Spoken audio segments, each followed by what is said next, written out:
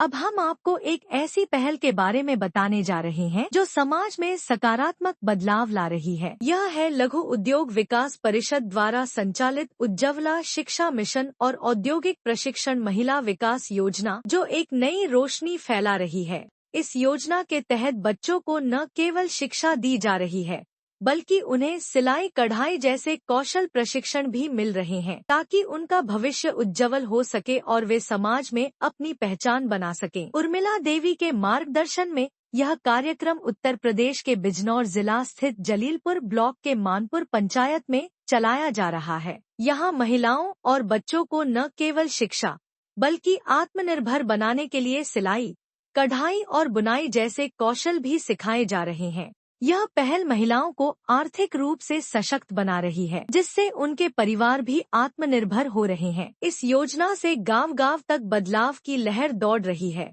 और लोग इसे एक सुनहरा अवसर मानते हुए पूरे जोश के साथ इस प्रशिक्षण में भाग ले रहे हैं। Before